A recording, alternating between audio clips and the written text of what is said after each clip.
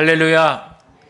우리 주님의 크신 은혜가 이 시간 예배하는 저와 여러분 우리 모두와 함께 하시기를 주님의 이름으로 간절히 축복을 드립니다.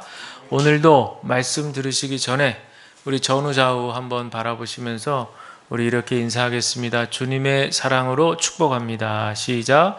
주님의 사랑으로 축복합니다. 주님의 사랑으로 축복합니다. 아멘. 감사합니다. 오늘이 1월 세 번째 주일이고 다음 주일에 이제 설 명절인데 오늘 마침 설 명절 되기 전에 우리 신천 임원 우리 김은미 권사님 임명장도 또 수여하고 그래서 우리 권사님뿐만 아니라 우리가 교회를 이제 섬기는 입장이잖아요. 저도 그렇고 우리 모두가 다 교회를 섬기는 입장인데 한번 이렇게 연초에 우리 섬기는 분들을 대상으로 해서 임원분들에게 우리 해당되는 말씀을 좀 드려야겠다. 보통은 이제 오후 예배 시간에 그렇게 임원 헌신 예배다 이제 그렇게 하는데 우리는 이제 그럴 여건이 안 되니까 오늘 이렇게 날을 정해서 임원들 해당되시는 분들 또 우리 임원이 아니시더라도 또 교회에는 이런 분들이 있구나. 또 교회는 이런 모습이구나. 라는 것들을 우리가 함께 이 시간에 말씀을 통해서 생각해 보면 좋겠다. 그런 생각이 들어서 오늘 말씀을 준비했습니다. 원래 임원은요. 우리 기독교 대한감리회 교리와 장정에 보시면 매년마다 갱신하게 돼 있어요. 그러니까 이 말의 뜻은 뭐냐면 일괄적으로 연임한다 이런 표현이 있거든요. 일괄적으로 연임. 그러니까 이제 당회 때 이렇게 당회 보고서 이렇게 들어오잖아요. 그러면 당회 보고서를 통해서 신앙을 점검하고 일괄적으로 모든 임원들을 연임시키는 거예요. 원래대로 하면 다시 한번 이렇게 한 분씩 매년 연초마다 임명을 하고 임명장을 받고 새로운 마음으로 여기서 이제 임원이라고 할 때에는 원로 임원도 포함되고 시무 임원도 포함되는 거죠. 그래서 원로 권사님, 시무 권사님 다 거기에 이제 해당되고 또 집사가 있는 경우 원로 집사님, 시무 집사님, 뭐 장로님도 마찬가지고 이제 그렇게 이제 해당이 되는 거거든요. 그러니까 우리 이제 교리의 장정법에 이제 그렇게 되어 있어서 사실은 이제 매년 우리가 임원으로서 새로운 마음과 각오를 다져야 되는데 우리가 이제 그렇게 하지는 않고 오늘 이렇게 특별히 오늘 우리 교회 이제 신천 권사님으로 세워지시는 분이 계시니 그 참에 말씀을 통해서 우리 모두가 마음을 좀 새롭게 하는 그런 시간을 가지면 좋겠다. 이것이 오늘 제 설교 소두에 드리고자 하는 말씀입니다. 오늘 봉독한 사도행전 6장은 잘 아시는 내용일 수 있는데 초대교회가 처음에 시작된 초대교회가 부흥하고 성장하는 과정 속에서 일어났던 그런 한 에피소드를 다루고 있어요. 사도행전 2장에 예수님께서 이제 하늘에 승천하시면서 제자들에게 기다리라. 성령께서 역사하실 때까지 기다리라. 이제 이런 말씀을 하셨는데 그들이 오순절 마가의 다락방에 모여서 전심으로 오로지 기도에 힘쓰니라 그랬거든요. 사도행전 1장 12절에 오로지 기도에 힘쓰니라 했더니 사도행전 2장에 오순절 마가 다락방에 성령이 임했어요. 성령은 홀리 스피릿이죠. 거룩한 영, 눈에 보이지 않지만 신비롭게도 하나님의 영이 그들 가운데 임하면서 여러 가지 현상들이 일어났어요. 무엇보다도 심령의 부흥이 일어났어요. 그래서 교회가 세워지고 예수를 믿게 되는 일들이 벌어지고 많은 사람들이 이제 교회에 들어오게 되는 그런 일이 벌어집니다. 자, 그런데 그 당시에는 교회가 몇 개였을까요? 퀴즈 문제. 그 당시에는 교회가 한 3,000개 정도 됐을까요? 아니죠. 딱 한 개였어요. 예루살렘 교회가 유일한 교회였습니다. 이제 예루살렘 교회를 기반으로 해서 이제 안디옥 교회를 통해서 이방인들에게 복음을 전하는 일이 이제 딱 길이 열리고 그러면서 이제 많은 교회들이 뭐 소아시아, 유럽 많이 생기잖아요. 근데 그 당시까지만 해도 예루살렘 교회가 하나였습니다. 하나였어요. 그런데 여기에 이제 사람들이 다 예배하러 모이는데 그 예루살렘 본토에서 자라면서 신앙생활했던 유대인들이 바로 시브리파 성도들이에요. 그리고 헬라파 성도들은 누구냐? 쉽게 말하면 교포들이에요. 교포들. 유대인인데 타지에서 태어났거나 타지에 나가서 생활했던 사람들이요, 이렇게 예루살렘 교회로 꾸역꾸역 모여든 거예요. 교포 성도들. 그런데 이 사람들이 성경을 받고 나니까요, 너무 은혜 받으니까 좋은 거예요. 너무 좋은 거예요. 그래가지고 다시 자기 집으로들 돌아갈 생각들을 해야 되는데 돌아갈 생각을 안 해. 그리고 그냥 그 교회 안에서 공동체를 이루고 그 안에서 서로 그냥 너무 은혜로우니까 말이죠. 집사님, 권사님, 우리 식으로 얘기하면 집사님, 권사님, 장로님, 뭐 우리 형제님, 자매님 이러면서 너무 좋은 거예요. 우리가 뭐 은혜 받았는데 어려운 이슬 좀 도울까요? 뭐 봉사를 뭘 할까요? 막 이러면서 아주 그냥 그 교회에 머물러 있기를 원했던 거예요. 자, 그러면 참 은혜로워서 좋은데 어떤 문제가 발생할까요? 타지에 살다가 이렇게 예루살렘 교회 예배하러 오신 그런 분들은 여비를 다 챙겨가지고 왔을 거 아니에요. 그래, 내가 거기 가서 한 며칠 묵고 다시 돌아오고 이러면 어느 정도 경비가 들지? 그럼 다 계산해가지고 여비를 딱 채워가지고 그렇게 왔을 텐데, 이게 생각보다 예정보다 어떻게 돼요? 이 타지에 있는 시간이 더 길어지니까 그만 뭐가 떨어져요? 경비가 떨어지는 거예요. 그러니까 이제 어떤 일이 벌어지느냐? 어려운 이웃들을 당시 이제 돕는 이런 사회복지 시스템이요. 지금은 이렇게 우리 기장만 해도 사회복지, 노인복지, 뭐 장애인복지 너무 잘 돼 있지만 그 당시는 그런 역할을 누가 했어야 되냐? 교회가 그런 역할을 했어요. 교회가 전적으로 도맡아서 어려운 이웃들을 돕고 구제하는 사역을 하고 이런 것들이 다 사람들이 생각할 때 교회에서 하는 거지 이렇게 생각하고 있었어요. 물론 그 전통이 지금까지도 잘 내려와서 우리 교회들에서 잘 그런 일들을 하고 있지만 그 당시에는 특별히 그게 특화되어 있었다는 얘기예요. 그런데 지금 그때 보니까 그렇게 타지에서 온 헬라파 성도들이 많은데 이 사람들이 집에 갈 생각을 안 하고 은혜 받은 대로 그냥 그곳에 머무르다 보니까요, 경비가 떨어지면서 이 사람들을 도와줄 판인 거예요 지금. 그럼 어떻게 해요? 같이 신앙 공동체 안에서 은혜 받고 했는데 도와줘야지. 그래가지고 도와주기 시작을 했는데 사람들이 꾸역꾸역 모여들죠. 점점 많아지죠. 이러니까 어느 순간 이 밖에서 온 헬라파 성도들에게 돌아가야 될 구제비 몫이 어떻게 됐다는 거예요? 점점점 빠지기 시작하는 거예요. 나 못 받았는데? 나 못 받았어.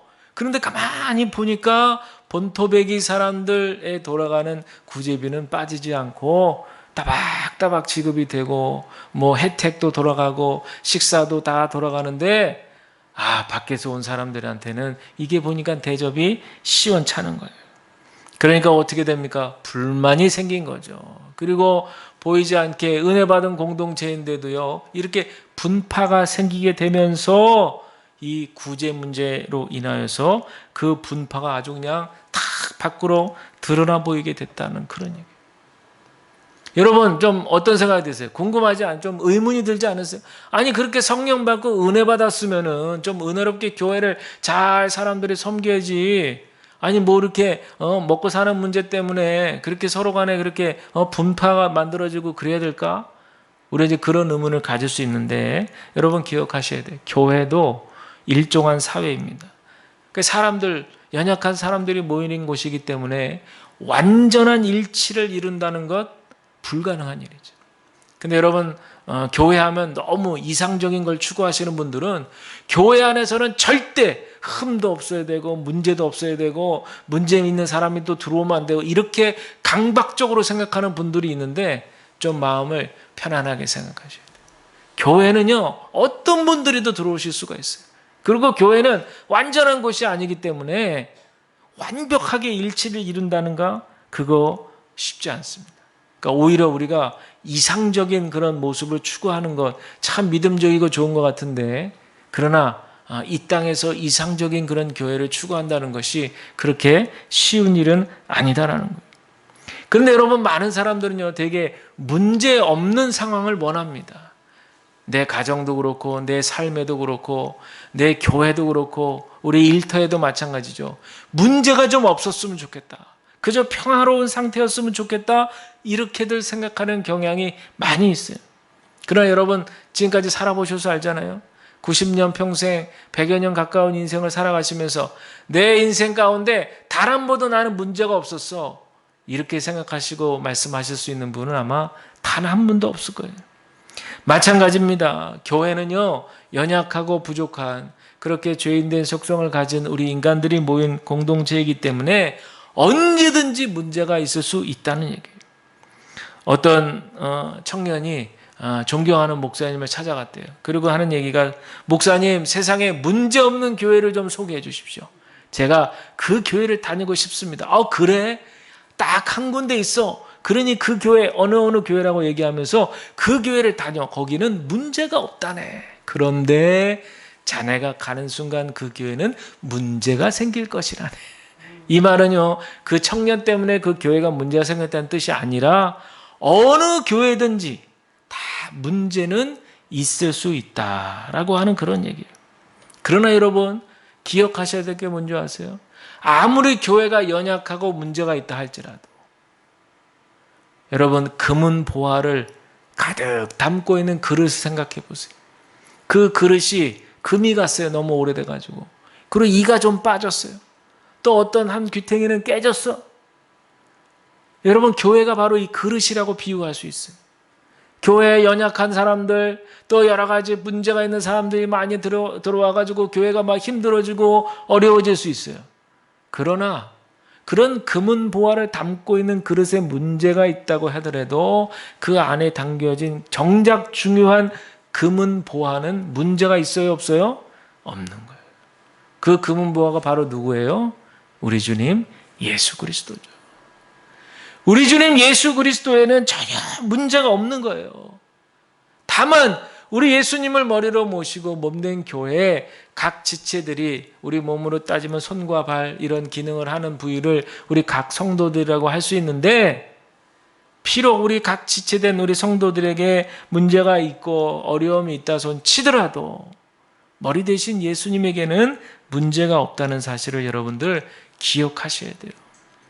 그래서 사실은 교회론을 얘기할 때 머리를 생각하라.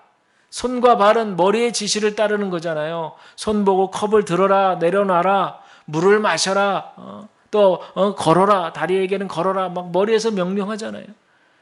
그러니 우리 모든 성도들은 머리 대신 예수님의 말씀에 관심을 갖고 거기에 집중하고 초점을 맞추는 것, 그게 바로 신앙생활의 시작이다 라고 하는 사실, 저와 여러분들 기억하시길 바랍니다.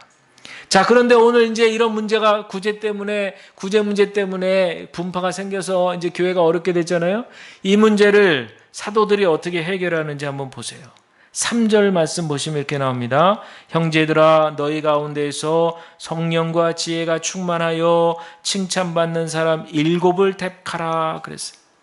여기서 7사람은 디아코노스, 즉 섬기는 사람을 얘기합니다. 성령과 지혜가 충만해서 교회를 든든하게 섬길 사람을 찾고 있는 거예요. 그런데 여러분, 이 섬김의 모델이 누구예요? 바로 우리 예수 그리스도신 거예요. 하늘 보좌를 버리시고 하나님의 아들이께서 굳이 이 땅에, 죄 많은 이 땅에 내려오지 않으셔도 되는데 낮고 천한 이곳에 내려오셔서 많은 이들에게 구원을 이루어 주시기 위해서 섬기는 모습을 손수 보여주셨던 바로 그 예수 그리스도의 모습 그대로 교회를 섬기는 일꾼들은 디아코노스, 이 섬김의 모습을 보여줘야 된다라는 겁니다.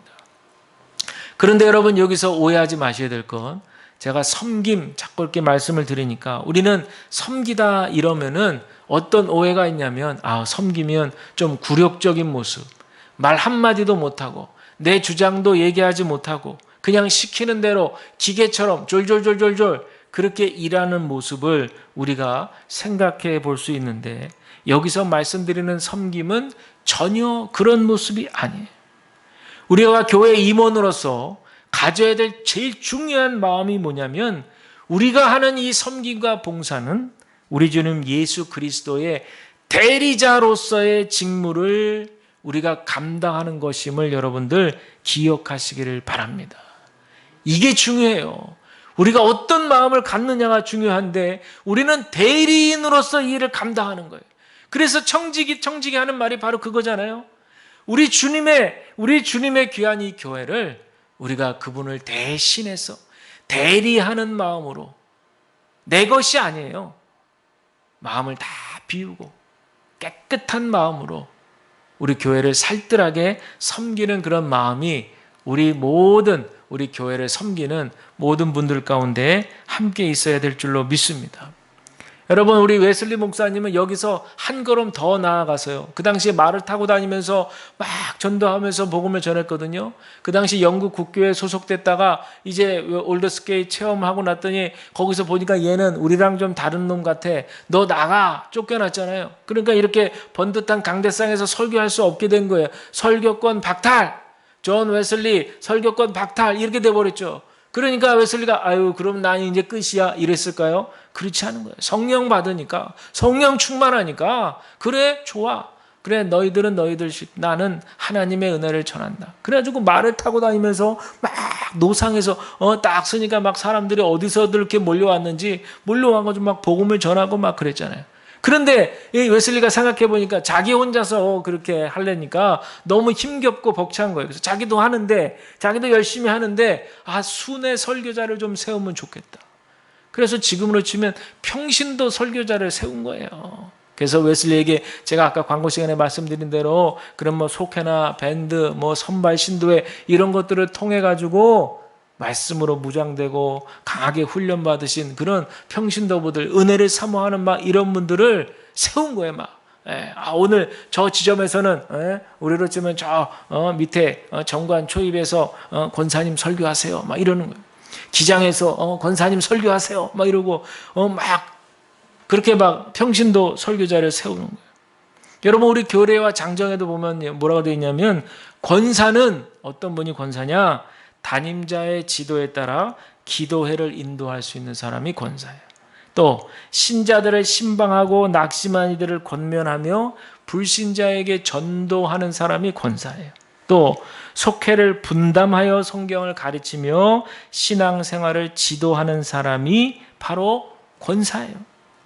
교회 여러 가지 봉사도 하지만 이렇게 속회도 때로는 분담해가지고 인도할 수도 있고 기도회도 담임자의 지도에 따라서 인도할 수 있고 복음을 전하는 그런 책임을 갖고 있으신 분들이 바로 우리 임원들이고 권사님들이라는 거예요.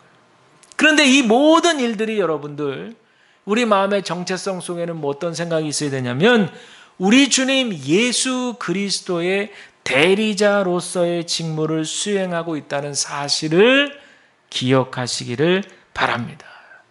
왜냐? 우리가 흔히 봉사하면은 제일 중요한 거는 내가 하나님께로 부름받았다라고 하는 소명을 잊고 살 때가 많은 거예요. 내가 이렇게 봉사하고 내가 이렇게 섬기고 이렇게 하는 것은 나를 나되게 하신 우리 하나님의 은총과 은혜로 여기까지 오게 됐다라고 하는 이 사실을 여러분 한 가지도 놓치지 마시기를 주의 이름으로 간절히 부탁을 드립니다. 그렇다면 우리 교회 임원들은 어떤 자세를 갖춰야 되느냐? 우리 3절과 4절까지 우리 다시 한번 우리 합독해 보겠습니다. 시작. 형제들아. 네. 일곱을 택하라. 우리가 이 일을 그들에게 맡기고 우리는 오로지 기도하는 일과 말씀 사역에 힘쓰리라 하니 아멘. 여기서 중요한 말은 뭔지 아세요?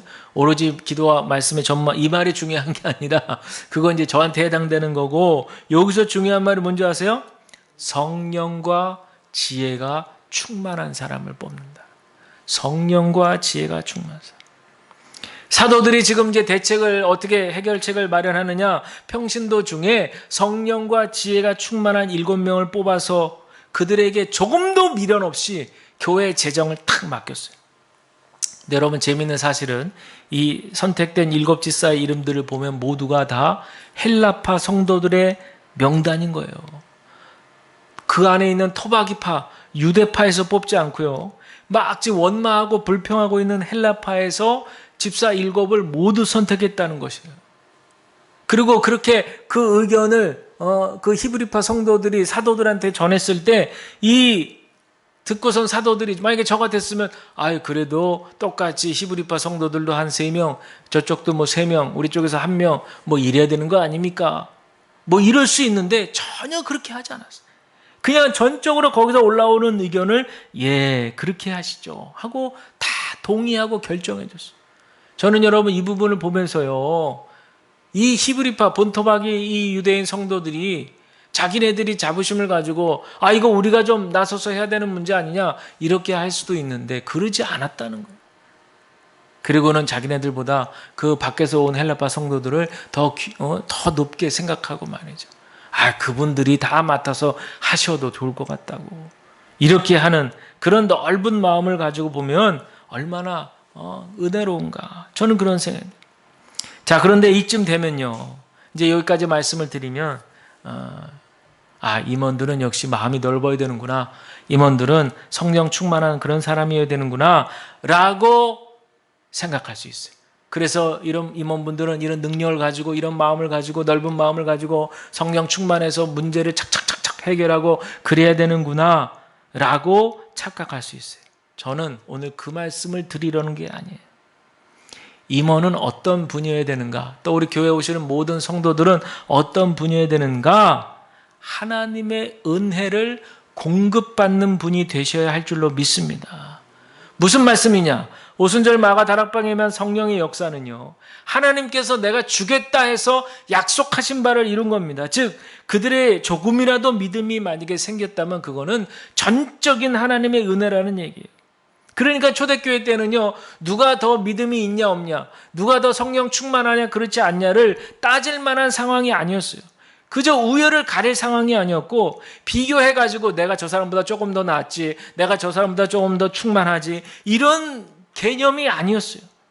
그저 모든 사람들이 그 당시에는 은혜를 받고 성령이 충만했고 지혜가 충만했던 거예요.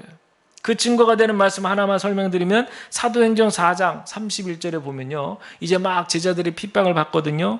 그래가지고 교회들이 함께 모여서 그것을 위해서, 박해를 피하기 위해서, 위기를 모면하기 위해서 막 전심으로 기도했더니 뭐라고 나오냐면, 빌기를 다음에 모인 곳이 진동하더니 무리가 다 성령이 충만하여 담대히 하나님 말씀을 전하니라. 여기서 뭐라 그래요?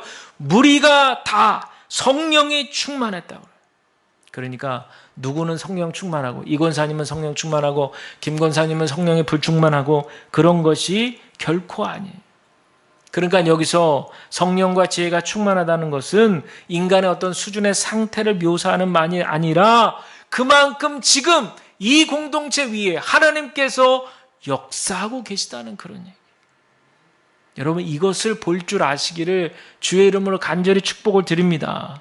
구약 출애굽기에 보면 성막 지을 때 하나님께서 우리 성막 기구 만드는 사람 세우시는 장면 나오죠. 우리 수요일 날도 말씀을 드렸는데 그때 보면은 이렇게 나와요. 31장 2절에 보면 내가 유다 지파 훌의 손자요 우리의 아들인 부살레를 지명하여 부르고, 자, 그 다음이 중요해요. 하나님의 영을 그에게 충만하게 하여 이래요. 그리고 지혜와 총명과 지식과 여러 가지 재주로 정교한 일을 연구해서 어쩌고 저쩌고 쫙 나오는. 여기서 뭐라 그래요, 여러분? 하나님의 영을 그에게 충만하게 했다고 그랬어요. 즉 성령을 그에게 부어서 충만하게 했다는 거예요. 하나님께서 일하시는 것을 여러분들 영의 눈이 뜨여서 보이시기를 주의 이름으로 간절히 축복을 드립니다. 그러니 성경이 얘기하는 바는 뭐냐면요, 하나님의 일은 하나님이 하신다는 거예요. 그런데 우리가 어떻게 생각해요? 우리가 임원이니까, 우리가 헌신자니까 그 하나님의 위대하신 일을 우리가 대신한다. 아니면 하나님께서 우리에게 맡겨주셨으니 내 힘 가지고 내 능력 가지고 한번 열심히 해볼란다. 우리가 이렇게 생각할 수 있다는 거예요. 그러나 그렇지 않습니다. 우리가 임원으로 또 교회를 살뜰하게 섬기면서 또 교회에 모여드는 우리 모든 성도들의 마음의 자세는 뭐냐면 하나님이 일하시는 것을 볼 수 있는 영의 눈이 열리는 거예요. 그러면 모인 사람이 성령 충만함을 다 받는 거예요. 여러분, 어디 이스라엘의 초대 임금자리 놓고 사울을 뽑을까 다윗을 뽑을까 하다가 믿음과 지혜와 성령이 충만한 사람을 뽑자, 이렇다고 성경에 나와 있지 않습니다. 여러분, 예수님이 12제자를 뽑을 때 이스라엘 온 지역에다가 방을 붙이고 성령과 지혜가 충만한 사람은 나오시오, 이러고 예수님이 12제자를 뽑지 않았습니다. 예수님 변화산상에 올라가서 얼굴이 하얗게 별하고 은혜 충만한 그런 모습이 될 때 몇 사람 제자를 데리고 올라가는데, 그때 야 너는 성령과 지혜가 충만하지, 너 와라, 이렇게 하고 예수님이 데려가시지 않았어요. 성경은, 기독교는 뭔가 이렇게 세상적으로 자격이 있는 사람, 뭔가 이렇게 합당하다고 보여지는 사람, 그런 사람들이 선발돼야지, 선출돼야지, 이런 개념이 아니에요. 성경의 개념은 하나님께서 우리를 통해서 일하시고 우리는 그 하나님 때 순종하여서 하나님이 일하는 역사를 우리는 보게 되는 것, 이것이 바로 우리 임원들, 또 우리 교회를 섬기는 분들이 가져야 될 마음의 자세인 것을 여러분 기억하시기를 바랍니다. 이런 마음을 갖지 않으면 봉사하다가 시험 드는 거예요. 아, 내가 이렇게 열심히 일하고 내가 이렇게 최선을 다했는데, 가령 예를 들면 우리 목사님은 나를 별로 이렇게 인정을 안 해주는 것 같아. 가령 예를 들면 그 흔하디 흔한 칭찬 한마디를 안 해주셔. 뭐 이럴 수도 있고, 그리고 내가 이렇게 열심히 일하는데 주변에서도 나를 보는 시선이 곱지 않은 것 같아. 그러니까 자꾸 불평불만이 생기는. 그거는 왜 그러냐면 봉사를, 섬김을 사람의 일이라고 생각하기 때문에 그런 거죠. 물론 제가 처음 말씀드린 대로 문제 없는 곳은 없습니다. 그러나 여러분, 교회 봉사를 사람 일로 생각하지 마시길 바랍니다. 철저하게 하나님께서 이끌어 가시는 거예요. 철저하게 하나님의 역사 속에서 이루어지는 일이에요. 우리는 그저 그 하나님의 마음과 심정을 알고 감사하면 되는 거예요. 하나님께서 오늘 하루도 나에게 이런 은혜를 주셨구나. 오늘도 이렇게 하나님께서 예배하는 가운데 한 줄기 이런 은혜의 빛을 허락해 주시는구나. 그것으로 족하다. 너무 감사하다.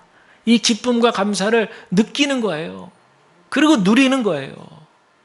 그리고 이것을 말로 고백하고, 가족 간에도 고백하고 말이죠.